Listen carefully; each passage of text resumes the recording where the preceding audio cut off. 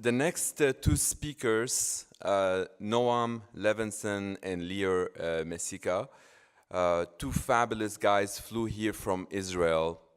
Just so you all know, you're looking at me and you might think I'm Israeli. I get that a lot. I'm actually Lebanese. So before I introduce them, I'd like to tell you a quick story of how growing up Lebanon, Israel, for those that don't know history, they might think that the two nations, they're against each other and killing each other and so on and so forth. Those are the minorities that they actually caused that globally.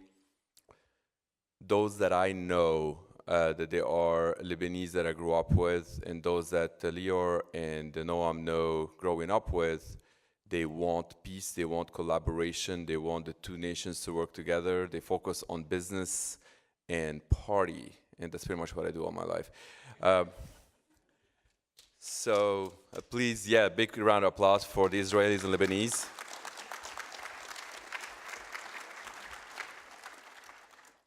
And one thing to reassure folks how much I totally bought into the idea of having people to focus on that.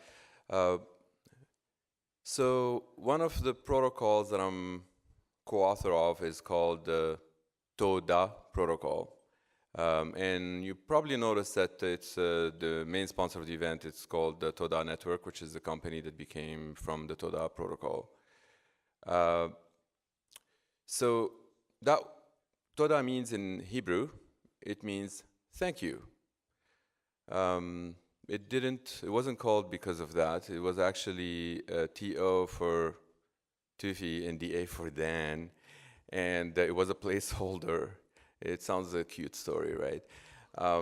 So Dan and I, we've been partnered for quite some time, and we're working on a solution for all the scalability and efficiency and all of that for blockchains. And at the time, we put a placeholder called TODA, and all the Israelis, they liked it. They thought it's like, hey, what are you guys hiding under Toda? We're like, what you talking about?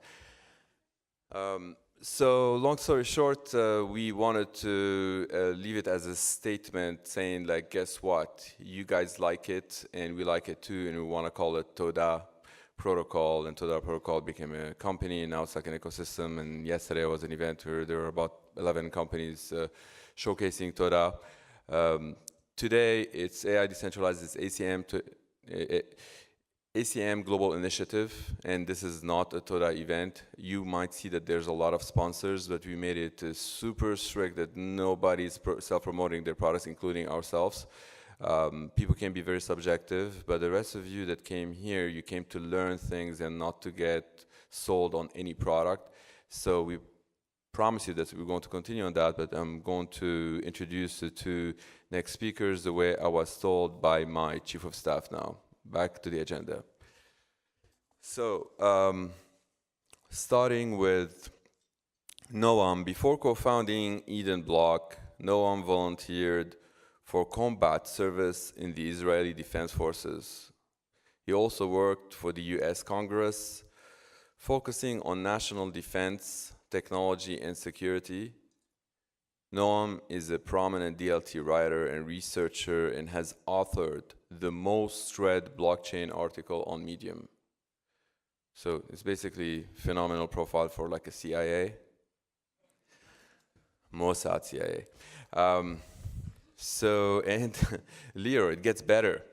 Lior is a serial entrepreneur and has co-founded and managed several structures servicing a variety of industries. Previously, Lior served as a commander in the Israeli Defense Force for 3 years and was awarded a number of decorations. He is the president of Eden Block, an investment and research vehicle that aims to educate about distributed and replicated technology, as well as promote, incubate, and financially back disruptive, promising projects. Please help me welcome Noam Levenson and Lior Messika.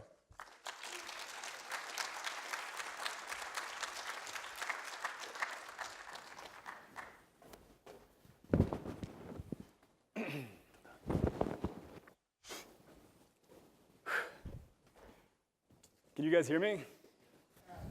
Awesome. So, Toda, Tufi. So Today we're talking about artificial intelligence. Artificial intelligence, what does that mean? Artificial intelligence has been one of the most captivating, alluring, and fascinating developments in all of human history. From Isaac Asimov to Ben Goertzel. We didn't get paid for that placement. We didn't. Artificial intelligence has captured the imaginative genius of the most formidable brains on the planet. Artificial intelligence could revolutionize not only the way we drive, play chess, and diagnose diseases, but the very way in which our society functions. The way we interact with each other, the way we solve problems, even the way we innovate. And as society is perched on the very pedestal of the greatest human invention since In-N-Out Burgers, I'm at the bar last night, and all I can hear about is how XRP seems to be at a great price right now. Now, don't misunderstand us. We're really not here to disparage blockchain. I'm building a new house thanks to the explosion of the digital asset market. But we see blockchain's ability to reduce trust in third parties, take power away from centralized entities, and build new governance models in months, when before it took centuries. But blockchain and DLT, or if you're Tufi, RLT, can't scratch the surface of AI's possibilities. And we understand that this hyper-focus is largely due to the incredible growth that DLTs, RLTs, and blockchain has experienced in the last few years, months, and even weeks.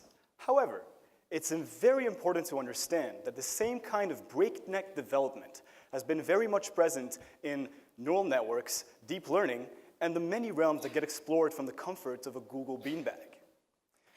The fact is that while AI maybe makes the car driverless, blockchain buys you that car and upgrades it to a Lamborghini on the way.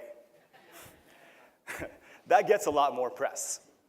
The inherent accessibility of the digital assets market is what's bringing us closer to that Lamborghini, and that certainly should not be overlooked.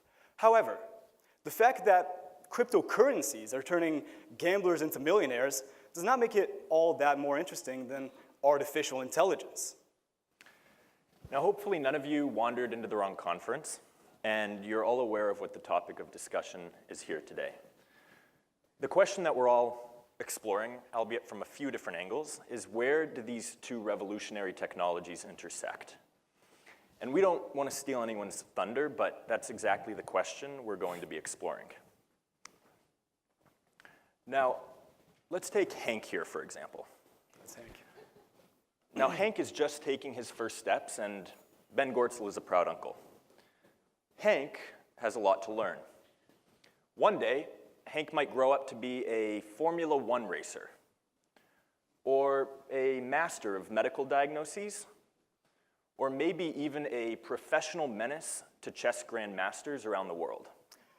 Now, as concerned parents, we'll want to make sure that Hank has all of the tools necessary for his proper development.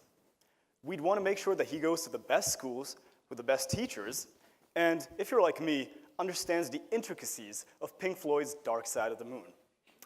Now, the last thing we want is for Hank to turn into a ravaging monster and go through an existential crisis at the age of 17 and start going by the name of Skynet. Now, as concerned parents, we want to make sure that Hank is always in good hands. Now, for that to be the case, we need to have complete trust in his teachers, his coaches, and his friends, with surmounting confidence that he's not skipping class to drink some vodka behind the local Taco Bell.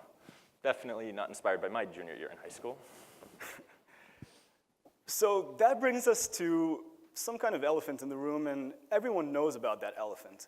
And that elephant is called data. Now, when you think about the availability and accessibility of data today, it is not even comparable to the data that we're going to have in 20, 15, 10, or even 5 years from now. Imagine this. You wake up in the morning. Your coffee sits steaming on your counter because it's been pre-programmed to start brewing when your alarm first buzzes. As you take out the eggs and spinach from your fridge places a digital order to your local grocery store, which will later be, obviously, automated via drone and delivered to you later that day. As you climb into your driverless car, its machine learning algorithms have already figured out the best way to work better than Waze, and also figuring out that that accident is going to make you very, very late to work. So obviously, you're going to take a different path. Now, your average Monday morning has turned into a whole lot of data, valuable data, data that AI practitioners are going to be able to use in both developing and operational AI. Now, this expands into our future, highly interconnected world of IoT. With the Internet of Things, the availability of data for developing AI will explode. By automating much of this data integration, AI will be able to evolve and learn in ways that weren't possible before. You see, in the physical world, it can be challenging to design models that can interpret and learn in effective ways. But when our entire world is digital, or at least digitally represented, AI will be able to model itself in real time to reflect the actual happenings of our world. Blockchain puts this data into a highly interoperable, easily digestible, free-flow form of information that Hank can easily make use of. Now AI is built on data. Data is the brick, the mortar, and the sand that will allow us to construct complex AI. Without data, Hank would be forever stuck learning to tie his shoes or respond to the most basic commands. And so if we want to go back to Hank over here, complete trust in Hank's upbringing depends entirely on the integrity of data as well as the source. Keeping track of that source and maintaining a strong history of that data becomes important more than you can imagine. Traceability and auditability becomes enormously important as we try to understand why Hank failed his math test. And if AI is to be as beneficial and as powerful as we dream it to be, then it will take enormous cooperation. Cooperation across companies, across industries, across countries. Blockchain will provide the trust platform for this cooperation. Entities can trust the integrity of data, not because they trust the opposing party, but because they trust the immutability that blockchain brings.